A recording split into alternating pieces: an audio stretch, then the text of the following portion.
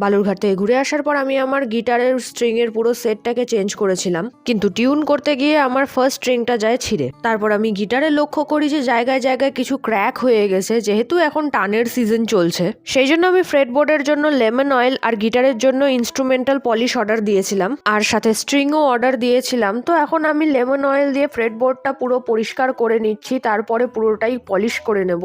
আগের মতো এখন আর রেগুলার গিটার বাজানো আমার হয় না, কিন্তু আমি চেষ্টায় আছি যে আমি আবার নতুন করে শুরু করব। আসলে লাইফে বহুত কিছু চলছে যেগুলো আমি একসাথে একদমই হ্যান্ডেল করে উঠতে পারছি না। আর তার মধ্যে এখন ঠান্ডার সিজন শুরু হচ্ছে, তো আমার এই সময় বডি পেন এত বেশি হয় যে সেটা সহ্য করার বাইরে হয়ে যায়। বাড়ির কাজকর্ম কমপ্লিট করে তারপর আর ইচ্ছা করে না যে কিছু করি, আর এত তাড়াতাড়ি আজকাল সন্ধ্যা লেগে যায় যে কিছু করার সময়ই থাকে না। নাটসগুলো ঢিলে হয়ে গেছিল জন্য একটু টাইট দিয়ে নিলাম। তো এবার আমি এখন স্ট্রিংগুলো লাগিয়ে নেব। আর স্ট্রিং লাগানোর পর টিউন করার সময় আমার একটাই ভয়, ছিঁড়ে যেন আমার মুখে চোখে না লাগে। যাই হোক, তেমন কিছু হয়নি।